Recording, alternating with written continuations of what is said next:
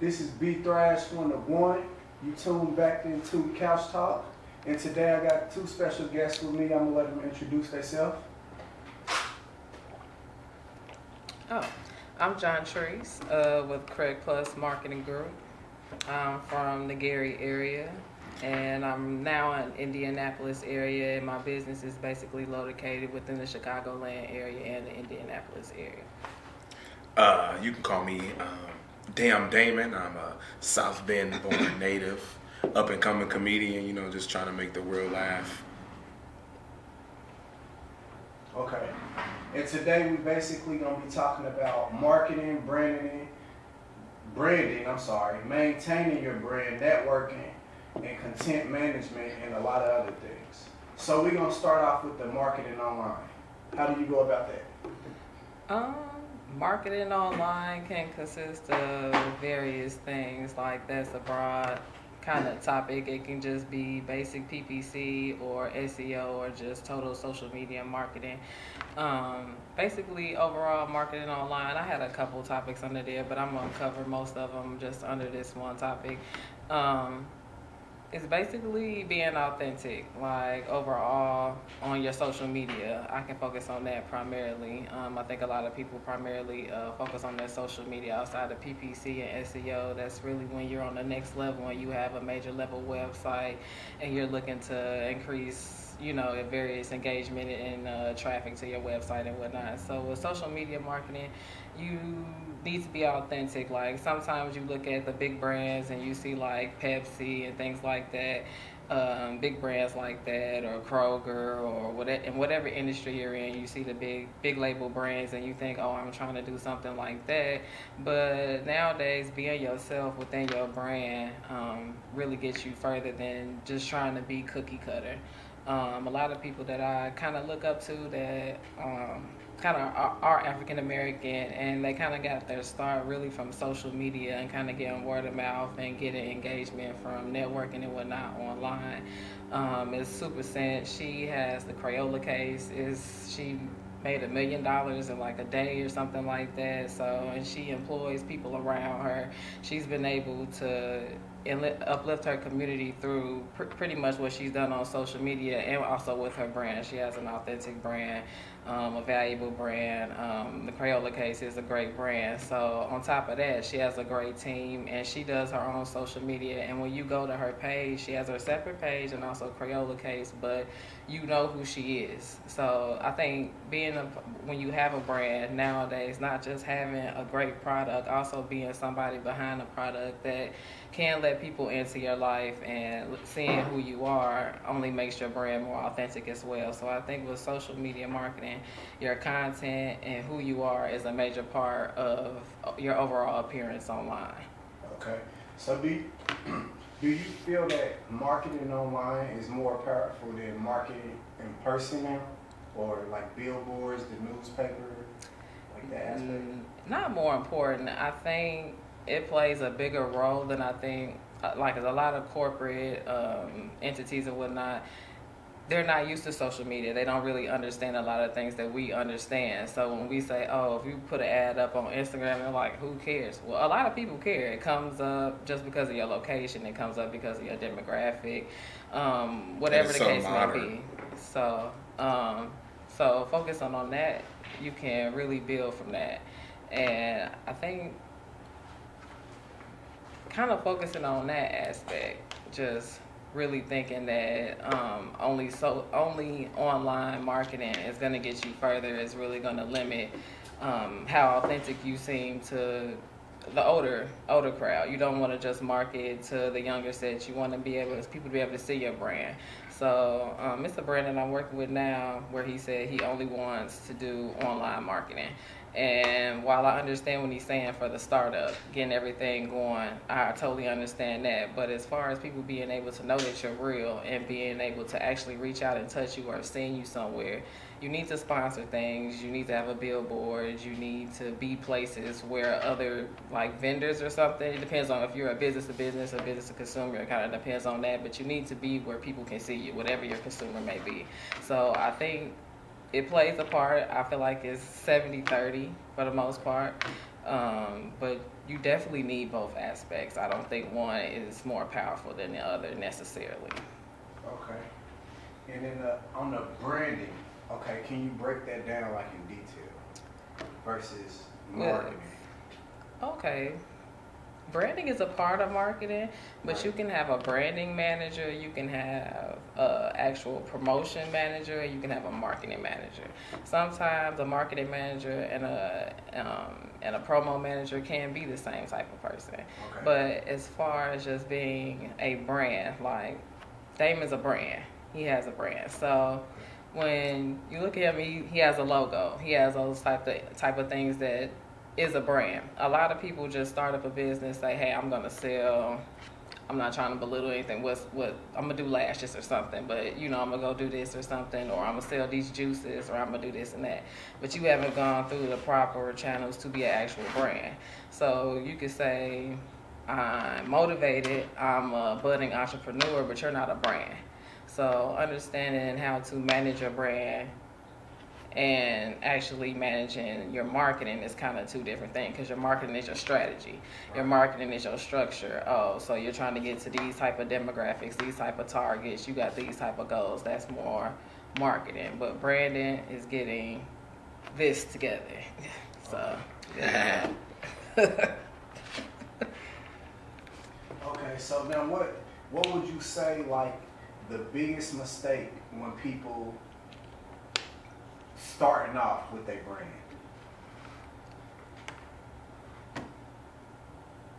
Not being professional online. Like, I think a major thing is having a personal page and having your brand page. So you have certain things that you follow on your brand page that you engage with, and you have certain things on your personal page that you engage with. Now, some of those things may cross, and that's fine. But you should not be saying certain things, even if those are your friends or something, and you on your brand, you shouldn't be saying certain things. So I think that's like a major thing for me that I see a lot of times, and a lot of with most startups, that's the main thing. Because when you get into the SEO and PPC, that's a whole nother type of thing. But just the actual engagement on Twitter, on Facebook, or you are mixing all types of things on Facebook, you're saying this, that to somebody. I think just having those two, that separation of that goes a long way. Goes a long way to your professionalism, to how authentic you are, and how focused you are. It also shows that you're dedicated to your brand, because just because you have a brand page, who knows who's running it? You may not necessarily be running it. So it also just shows that you're dedicated to focusing on your brand, and then you're not mixing the two channels together. Okay. Now, the next one is networking. How important is networking? Networking is very important. Not just being online, connecting with other people within your industry gives you great ideas. I know I go to a lot of conferences, and a lot of ideas that I do get, I get it and I manipulate it, I modify it a little bit, and I come up with something totally different. So a lot of times just having those interactions with those types of people can really help you. And it's not just, just getting your name out there. It's really getting your creativity going and opening you up to other conferences or other types of groups and networking events.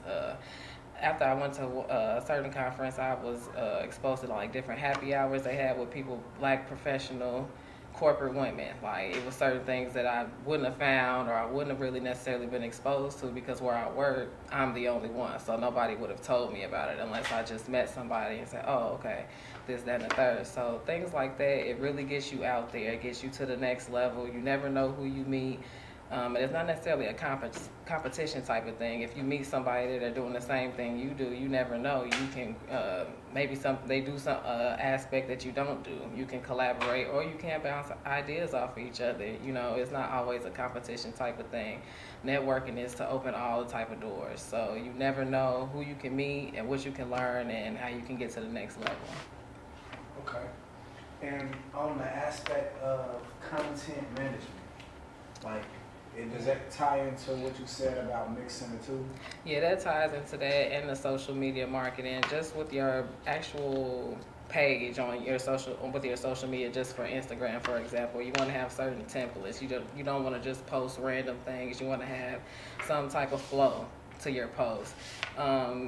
you want to go live and things like that. You want to be engaging on your page. You really want to just have it be like an extension of you, an extension of your brand. People really go to your page and they have an idea of who you are, what you are, and represent, and also have the aesthetic, the flow to it. So all of that plays a major role. Okay. Now, what are some? Okay, I know you said like mixing the two, like your personal life plus your branding. Let me see how do I put this. What are some key points you can give somebody on just like tightening that up, basically? Like so you speak of the flow. Like, what is a structure they can kind of go by versus them just being over the place here or there? Is it posting at certain times? Or? Yeah, posting at certain times is important. During the week, well, it kind of depends on the industry. So when I post, a lot of times I have a lot of entrepreneurs. A lot of entrepreneurs are up early or they're up very late. So my posting times are a little different than most people, but you know, your average person, you know, people get up in the morning, they kind of look at their phone, maybe around 9 o'clock, definitely around lunchtime, and then definitely around 6 to 7 after people get off work, but give them enough time to actually go home. That's during the week. During the weekend, which is Friday. Friday is actually considered part of the weekend, the morning part, but then when you get to the end, you can post again like around 10 to 11 o'clock, depending on what time zone you're in, because that's around time people are going out, people are on their social media, people are interacting. So that's around the time you do that. And then it just kind of depends on the industry. If you're in the liquor industry, you might can post a little later than that. It just kind of depends. So really having the timing of it all down is a major key, and your hashtags. Your hashtags. You don't necessarily need to use the hashtags that have like 1 million posts or hits on it. It's the hashtags that are most valuable to you. So just because you do hair doesn't mean you can put hashtag hairstylist, but maybe putting hashtag Indianapolis hairstylist or indie hair or things like that, not being so broad. Sometimes the specific ones really get you out there to who you need to be in front of, as well as the major ones. The million hit ones get you out there to the corporate people, the people who you may want to do sponsorships with, different type of partnerships. But the smaller ones get you the clients that you need, the people who are actually coming in getting you the money that you need right now. So you need to focus on having a good blend of the two. And a lot of times when you do that, how you can do that is look at somebody who's within your industry, in your actual demographic in your area, and kind of look at that is successful, that have the type of followers that you want, get the type of engagement that you're looking for, and kind of look at the hashtags that they use. And when you look at those, you can kind of use some of those and then find some other ones. When you go up there to the search bar and look, you can see all different types of ones and kind of mix it up. And then that should be able to get you more than 5 likes. Or, you know, I know I work with a lot of people that are like, well, I can only get 5 likes. Well, you don't hashtag and then you post at like 2 in the morning, and you do print. You know, I had somebody that did all types of print for like posters and whatnot. And that's the time he posted. I'm like, well, you're not necessarily looking for people at that time. You need somebody like maybe on their lunch hour looking at something like they're trying to do their business card real quick. Like, let me look it up real quick. Those are the types of times, not necessarily 1 in the morning, not necessarily. So it just really depends on your industry. Figure out your hashtags and figure out who you are as a brand and how your scheme and your aesthetic is going to be on your page, and you should be fine. Just engaging. And also with networking online. I meant to say that before. Like, a lot of people do Insta story posts or feed posts, say like $40 for like a feed post or whatever. Like, a lot of times when you do those, it doesn't work when you use somebody who's already in your network. So let's say he had a $35 post on his story, and I'm like, oh, well, we have kind of the same network, we work together, so he's advertising to people that I'm already that know me. So what am I getting from that? Not really anything. So a lot of times you kind of got to look outside of what you normally do. So that kind of is where your personal page kind of comes in. The things that you're into that you know gets a lot of engagement that you like, you can promote your page on there, but it's just you know what I'm saying, you have to figure out how to get that balance between the two and know how to do research on your personal page that can benefit your business page as well. So I think that's like a major thing for a lot of people that they do, like a lot of, oh, she's got a promo or she's got a pop-up shop, but that's your friend, and she does your other friend's lashes, that told her about your nails, that told her about the other friend that do hair. You know, it all starts, and it's like y'all advertising, y'all all there. Who you selling it to at the end of the day? So that's a major thing. Okay. Now, what is the LLC trademarks? Okay, your LLC is for your overall brand, and your trademark can be for your logo, for certain things that you have on your products, a certain thing that you provide that's specific. It can be a font, it can be your picture on a certain, it just depends on what exactly you're looking to trademark. With LLCs, the price ranges depending on your state, so I just can't say, oh, it's going to cost this much or this much.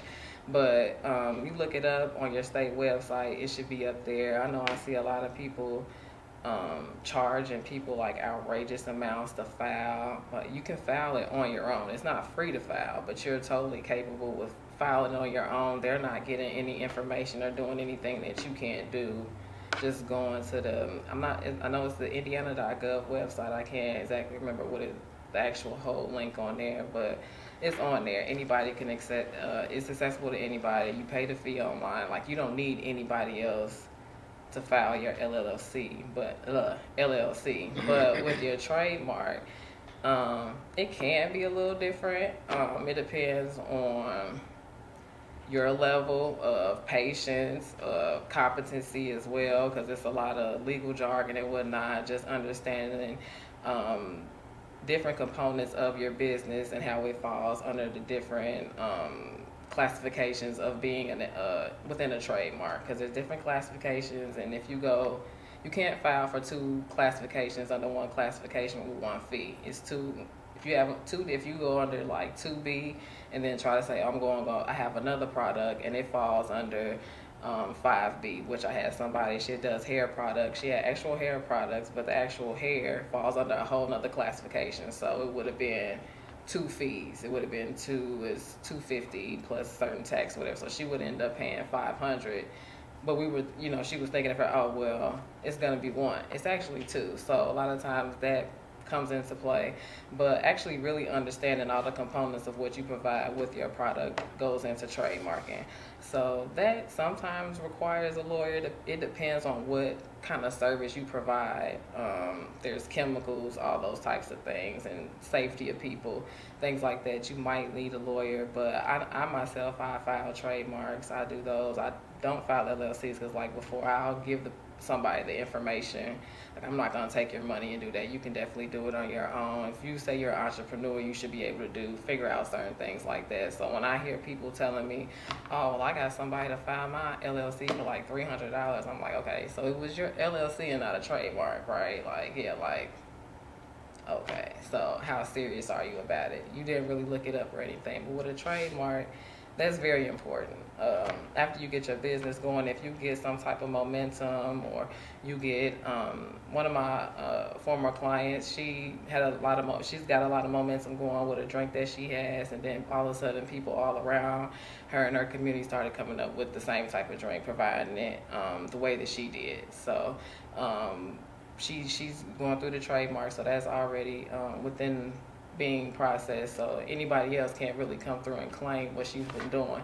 But things like that, when you start getting real popular and things start really going, you'll see people starting to bite your idea, and if you're not careful, they'll come in and patent it and take over it, and now you got to go through a dispute and prove that it's yours and things like that. I know the last case that I've seen that I think a lot of people know about is the one with the Marathon clothing store and whatnot. They went to trademark it, and I believe the Crips had already went through the patent, the trademark, and it was like a dispute, but they ended up getting the trademark up. But that doesn't always work, that amicably. It's usually It was a gamble, basically. Yeah, it was a gamble, but they knew that it wasn't. At the end of the day, it was an integrity type of thing. But everybody doesn't have integrity, so you can't necessarily say, well, they know it was mine. They know it was mine. They're gonna not necessarily. You're gonna have to prove it in most cases. So I think that's something that a lot of people need to take into mind when they do things, and when they also are taking other people's ideas. They need to make sure you're doing some type of modification to it,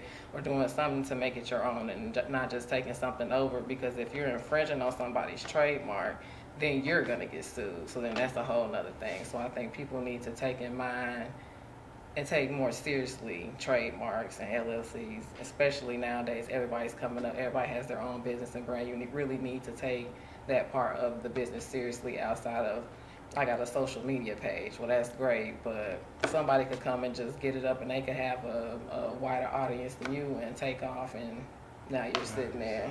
Yeah.